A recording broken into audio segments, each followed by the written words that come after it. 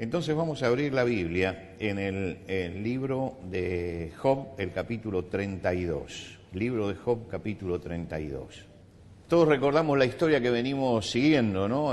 Job está sufriendo porque Dios lo está probando, pero eso lo sabemos nosotros, no lo sabe él. Y resulta que tienen 3 amigos que se acercan para consolarlo, pero lo primero que hacen es decirle, estás así porque algo hiciste, por algo será.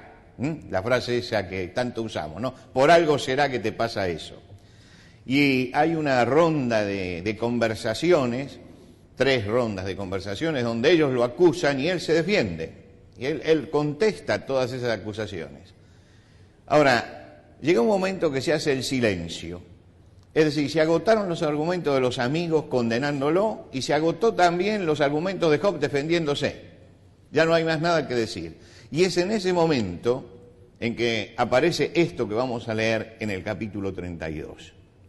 Dice, cesaron estos 3 varones de responder a Job por cuanto él era justo a sus propios ojos. Entonces Eliú, hijo de Baraquel Busita, de la familia de Ram, se encendió en ira contra Job, se encendió en ira por cuanto se justificaba a sí mismo más que a Dios. Asimismo se encendió en ira contra sus 3 amigos porque no hallaban qué responder, aunque habían condenado a Job. Y Eliú había esperado a Job en la disputa porque los otros eran más viejos que él. Pero viendo Eliú que no había respuesta en la boca de aquellos 3 varones, se encendió en ira.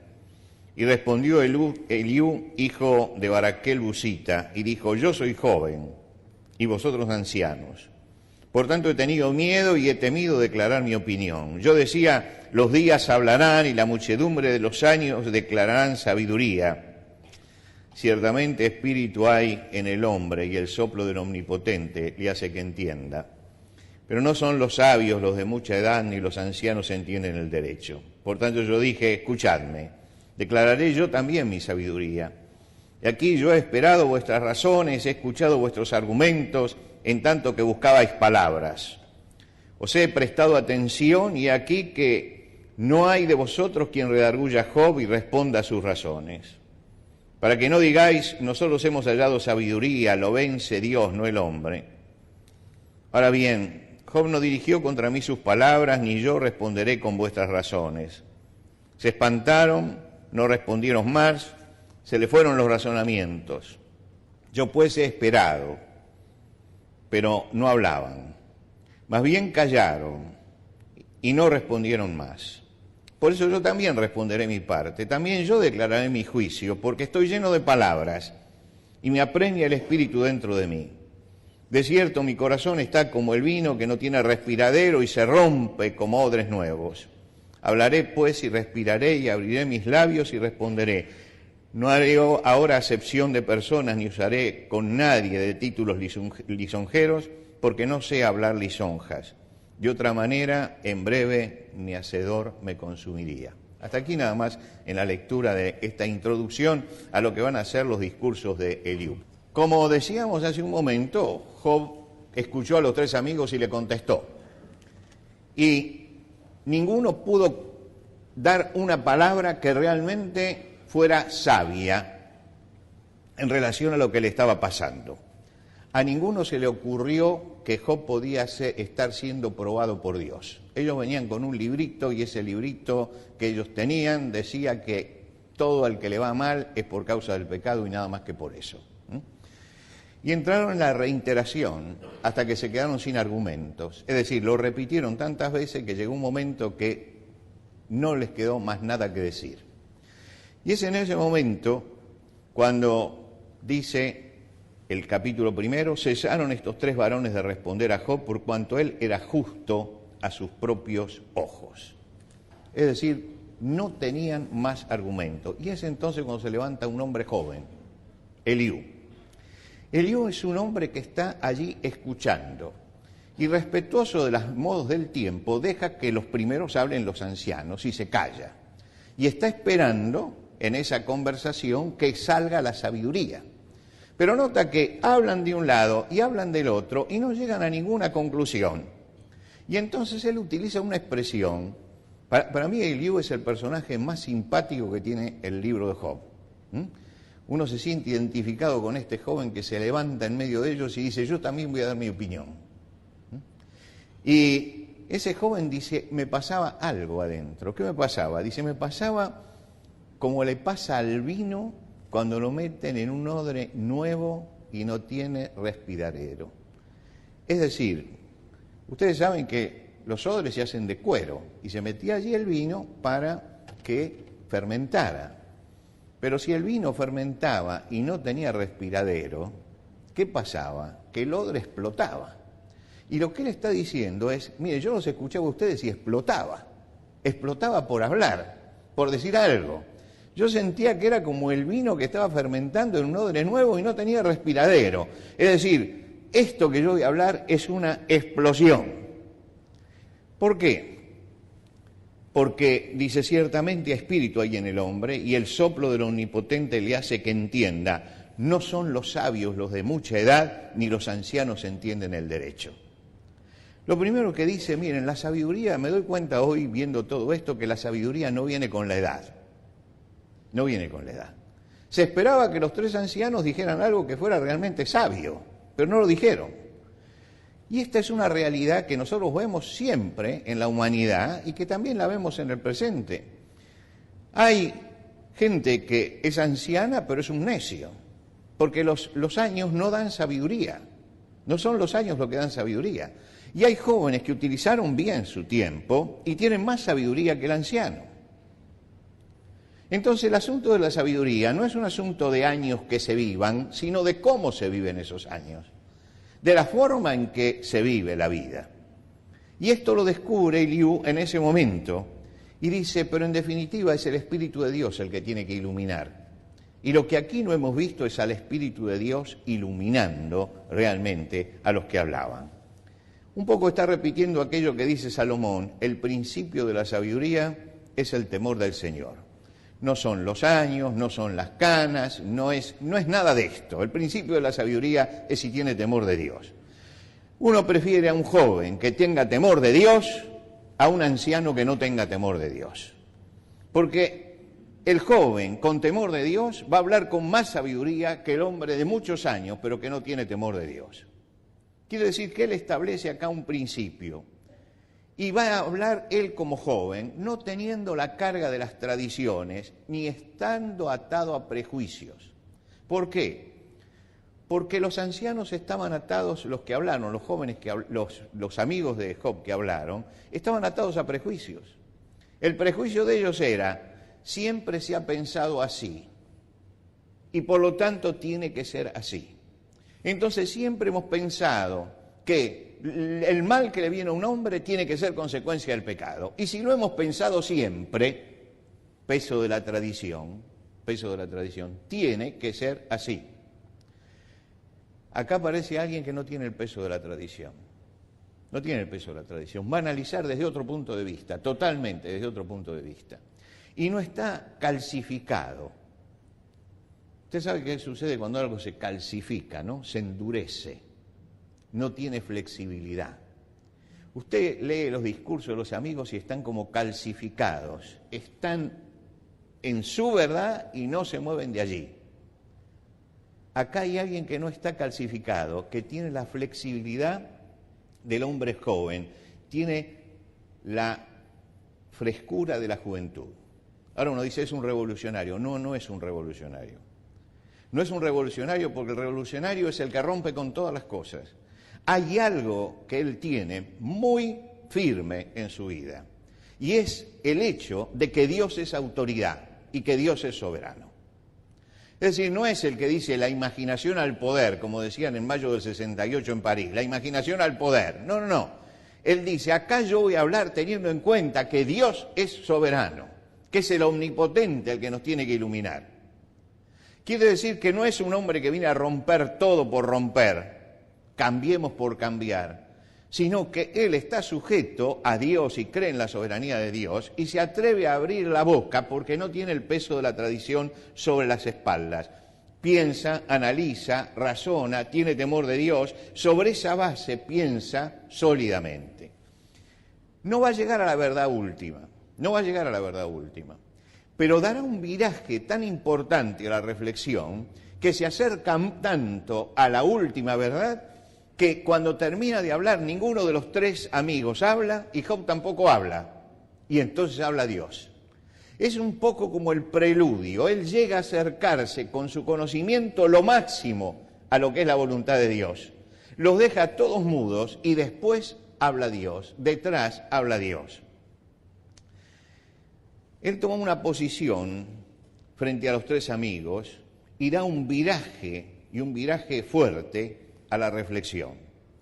Él dice, yo he esperado vuestras razones, he escuchado vuestros argumentos. Dice, pero ninguno de vosotros redarguye a Job. Es decir, ninguno tiene la palabra para convencerlo de que Job está equivocado. Ninguno. Ustedes hablan, pero Job les contesta y ustedes se quedan sin argumentos. Ahora uno se pregunta, ¿por qué estas personas no pudieron acercarse a la verdad, a la última verdad?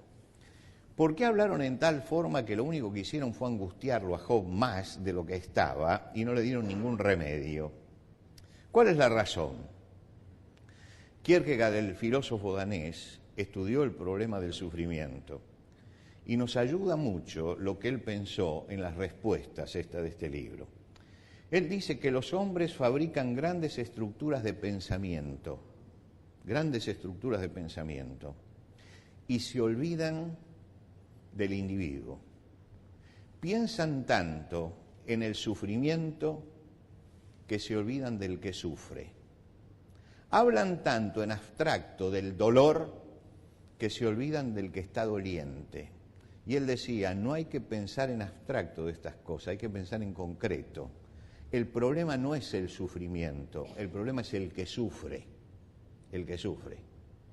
Él no quiere explicaciones filosóficas sobre qué es el sufrimiento, él quiere una respuesta frente a esto. Kierkegaard enfatizó al individuo. No nos olvidemos, decía él, del hombre que sufre, de la persona. Lo llevó al realismo, porque todos discutían acerca del sufrimiento en abstracto. Es decir, nos reunimos en una mesa y ponemos a hablarnos acerca del sufrimiento. Pero el problema, dice él, no es eso, es esa persona que está allí en su cama sufriendo, y eso es lo que hay que entender. No el sufrimiento en abstracto, sino el sufrimiento de esa persona. Y acá hay alguien que trata de entender el sufrimiento de esa persona. Los amigos no vieron el sufrimiento de Job como debían verlo, porque tenían una estructura mental ya cerrada sobre la realidad de Job, y querían hacerlo encajar en eso, y entonces hacían más mal que bien. Hay cristianos que creen y afirman dogmas de fe, como dogmas de fe, ideas que no están en la palabra de Dios. Hay cristianos que afirman como si fueran dogmas de fe, ideas que no están en la palabra de Dios, que las sacan de las tradiciones, que las sacan de las costumbres, que las sacan de las opiniones, pero no las sacan de la palabra de Dios. Y esto es peligroso, hermanos.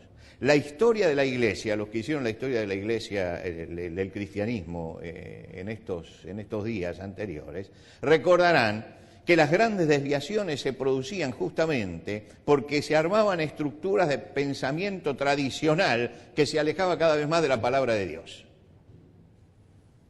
Y una de las cosas que uno no tiene que olvidarse es que la base de la fe está escrita, que la base de la fe es lo que Dios dice. No es el argumento que yo tengo, ni la teología que yo conozco, ni la estructura de pensamiento que yo levanto. A veces podemos estar afirmando cosas que son contrarias a la palabra de Dios, y trajeron muchas desviaciones en la historia esto. Tremendas desviaciones. Cuando las religiones, las tradiciones de los hombres se metieron dentro de la iglesia empezó a perder fuerza. Y cuando las tradiciones de los hombres empiezan a pesar con peso definitorio en la vida de un cristiano o en la vida de la iglesia, va a perder el rumbo. Lo que tiene que guiarnos no son ni las tradiciones ni las costumbres. Tenemos que guiarnos por la palabra de Dios únicamente, por lo que Dios ha dicho. Estamos hartos de ver cristianismo que se desvía en la historia y en el presente también, simplemente porque se aferran a vetustas tradiciones que recibieron de sus mayores, pero que no están sujetas ni explicitadas en la palabra de Dios. Explicaciones e interpretaciones de la Biblia que surgen de ciertas mentes, pero que no son las interpretaciones correctas de la palabra de Dios. Y esto está perjudicando mucho a la obra de Dios en nuestro tiempo. El Señor, antes de ir a la cruz, oró y dijo: yo les he dado tu palabra, yo les he dado tu palabra. Santifícalos en tu verdad, tu palabra es verdad. ¿Qué les dijo? Bien, acá no se pueden apartar de la palabra de que yo he hablado. Cuando el apóstol Pedro escribe su carta, dice: tenemos también la palabra profética más segura, a la que hacéis bien en estar atentos como una antorcha que alumbra en lugar oscuro. Está diciendo: estén atentos en lo que Dios ha dicho. El apóstol Pablo, cuando escribe a Timoteo, le dice que tiene que pensar en quienes hablan diferentes doctrinas de la palabra de Dios. Y él dice: hay quienes no se conforman con lo que la palabra de Dios dice, están envanecidos, nada saben, deliran. Y hay mucho delirante en este tiempo, muchísimo delirante. Lo está advirtiendo él: si alguno enseña otra cosa y no está conforme a las sanas palabras de nuestro Señor Jesucristo y a las doctrinas que es conforme a la piedad, está envanecido. Nada sabe, delira. Está marcando un principio. Lo que Dios ha hablado es lo único que tenemos que tomar en cuenta, no lo que los hombres inventaron alrededor de lo que Dios ha hablado, sino lo que Dios ha hablado. Los amigos de Job venían con un preconcepto, se acercaban con un preconcepto, no miraban la realidad, no eran objetivos, no se preguntaban si lo que ellos decían estaba de acuerdo a lo que Dios decía. Y entonces se levanta este joven. Eliú los escucha, le hierve la sangre, y entonces dice: yo me voy a poner en otra postura.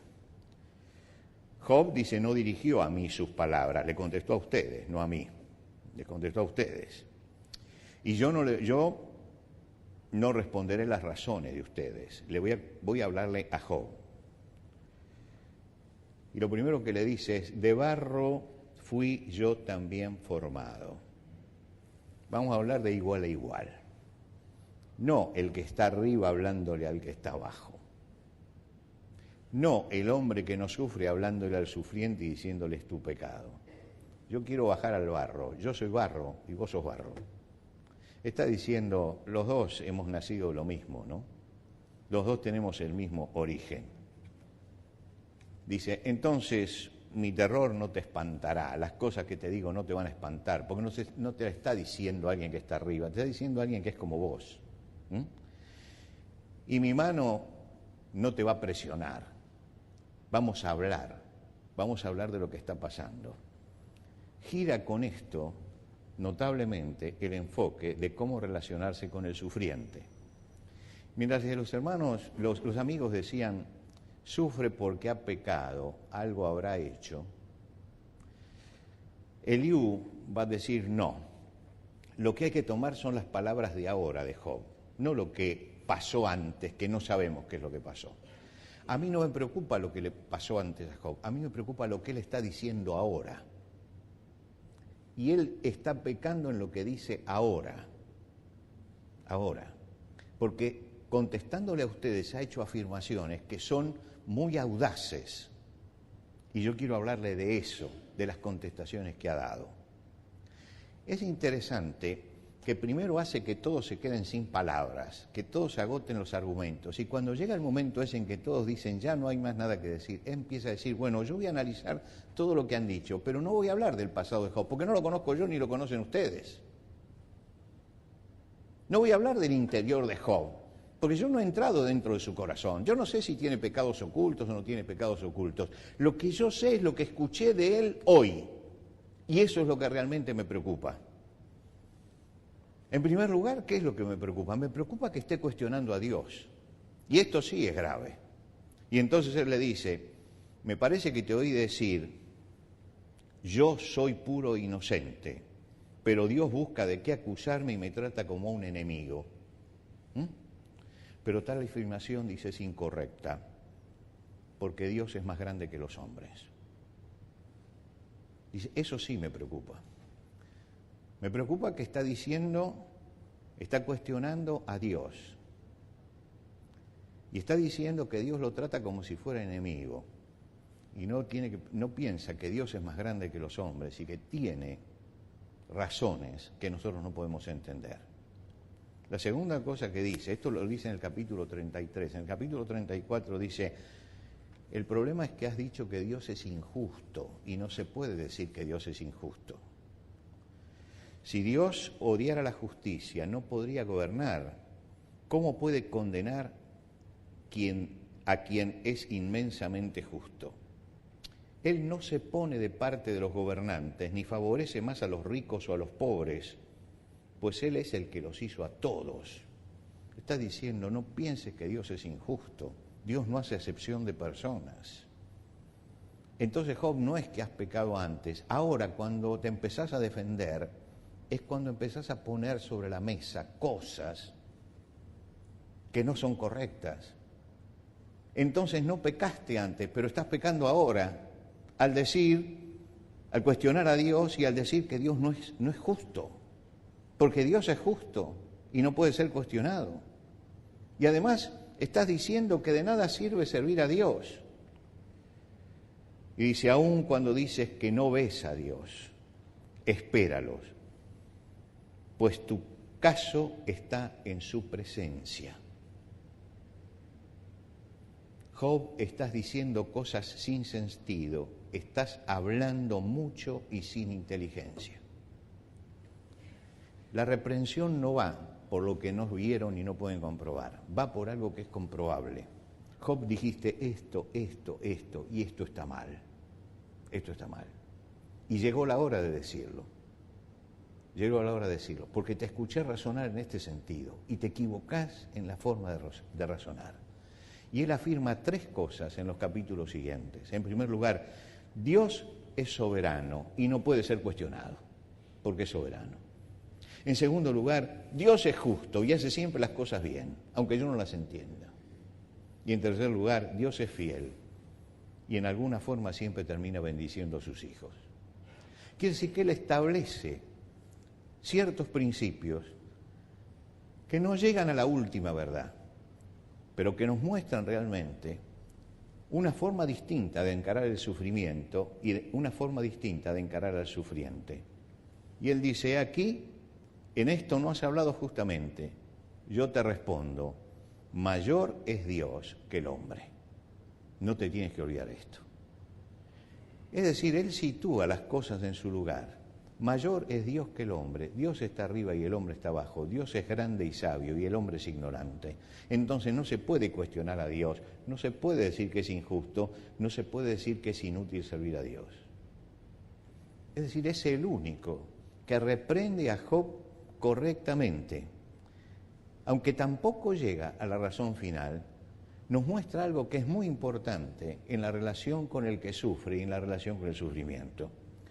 Porque marca el camino, el iun, en que podemos ser de bendición a los demás. Si usted habla como los amigos, no es de bendición, no es de bendición. No es de bendición, lo único que produce es reacción en la otra persona, es amargura, es dolor, y en medio del sufrimiento además tiene la incomprensión. Él habla para hacer bendición. En primer lugar, actúa con empatía, me pongo en el lugar del otro, bajo porque yo soy barro. Los Sioux de Estados Unidos, los indios Sioux, tienen un proverbio que dice, antes de juzgar a una persona, tiene que caminar 3 lunas con sus mocasines. Antes de juzgar a una persona, tienes que caminar 3 lunas con sus mocasines. Es decir, 3 días y 3 noches completos con los zapatos del otro y entonces vas a poder hablar. Acá él se acerca y se pone al mismo nivel. No especula tampoco con el dolor ajeno. Él está allí para ponerse al lado del hombre y para sufrir con el que sufre, pero también para decir las verdades que necesita esa persona oír. ¿Y por qué se lo dice? Porque él está padeciendo con Job. Él siente el dolor de Job. Como joven podía haber dicho, bueno, dejemos a estos viejos que sigan con lo de ellos y yo me voy. No, él se quedó allí, habló con ellos y enseña la prudencia al hablar, habla lo justo. Y le dice, yo en lo que no estoy de acuerdo es en esto, y creo que ahí está tu pecado, Job. En las muchas palabras no falta pecado. Hasta este momento que nosotros lo que hemos leído en el libro de Job, hemos visto muchas palabras y también muchas equivocaciones en el enfoque de los problemas. Acá llega alguien que trata de ser ecuánime y ser prudente en el hablar, habla lo necesario y abre los ojos de Job. Abre los ojos de Job. ¿Por qué? Porque no lo está incentivando a que Job se llene de ira contra el que lo acusa de lo que no ha hecho. Ahora Job tiene que callarse porque le está diciendo algo que es verdad, porque él lo acaba de decir. Y le dice estas tres cosas son cuestionamientos que le estás haciendo a Dios y no podés estar cuestionando a Dios. Y esto no tiene respuesta, porque para Eliú de hablar y nadie contesta, ni los amigos ni Job, porque él fue a lo concreto, no especuló, no dijo, debe haber pecado, debe haber, quiere decir, no tengo la comprobación. Él dijo, yo traigo acá lo comprobable, es lo que dijiste, y esto está mal. Y no se puede cuestionar a Dios, y no se puede decir que Dios es injusto, y no se puede decir que Dios no atiende a los que le sirven, no se puede. Él puso las cosas en su lugar y abrió el camino para que Dios hablara, abrió el camino. ¿Por qué? Porque el corazón de Job ahora no está airado contra los amigos. Ahora se da cuenta cuáles son sus fallas también. Y él lo coloca allí. Es asombroso en un libro tan antiguo como estamos viviendo en la época patriarcal, como la sabiduría de alguien que teme a Dios, que realmente teme a Dios, y que respeta, porque respeta a los ancianos para que hablen primero, se calla, hasta que llega el momento que habla, y cuando habla, lo hace con sabiduría, no llega a la conclusión final, pero lo que dice, apela a la realidad de lo que está viviendo Job y le señala cosas en las que Job sí está pecando, pero ahora. Está pecando, pero ahora. No está hablando de hipotéticos pecados anteriores. Habla de los pecados de Job ahora. Has dicho esto, y esto está mal. Eso está mal. Y uno dice, cuando para de hablar Eliú, uno espera que los amigos hablen, pero no hablan. O que Job hable, pero no hablan. Él llegó al nudo del asunto. Y es entonces cuando Dios comienza a hablar. Hermanos, me entusiasma a mí el discurso de Eliú, los discursos de Eliú. Me entusiasman ¿por qué? Porque lo veo un hombre joven que trata de acercarse a la verdad y trata de acercarse tomándose de la palabra de Dios. Y trata de acercarse pensando en que Dios es soberano, Dios es justo, Dios es misericordioso y es galardonador de los que le buscan. Todas estas cosas son las que él cree y esas cosas son las que levanta. Y yo digo, todos nosotros nos tenemos que enfrentar con problemas de sufrimiento y dolor y con gente sufriente. Cuando nos acercamos al que sufre podemos ser como el amigo, como los amigos de Job. Echamos más leña al fuego y producimos más sufrimiento. O podemos hablar con sabiduría, como habló este joven, cuando todos se callaron, cuando se habían aquietado las cosas, para establecer los principios espirituales que realmente pueden llevar a que Job abra su corazón a una verdad mucho más alta. Y mientras que leía este capítulo decía que Dios nos dé la sabiduría de saber actuar con la palabra exacta, con la palabra oportuna, que sea de bendición para el otro y que no lo llene de ira, sino que lo haga reflexionar. Y que nos dé Dios la gracia de saber que cuando alguien sufre, tenemos que ponernos a la misma altura, porque nosotros también somos barro. Y en esa misma altura tenemos que tender la mano. Y cuando se calman las cosas, cuando los amigos se callan y Job se calla, y Eliú también se calla porque dice, yo ya terminé, ahí es cuando habla Dios. Y si Dios quiere, el domingo que viene, vamos a ver qué es lo que dice Dios de todas estas cosas. Señor, gracias por esta mañana, por la bendición que tenemos de poder estar juntos en este lugar. Queremos pedirte, Señor, una bendición especial por todos los que están atravesando duelo y dolor en sus vidas, que tengan la consolación tuya.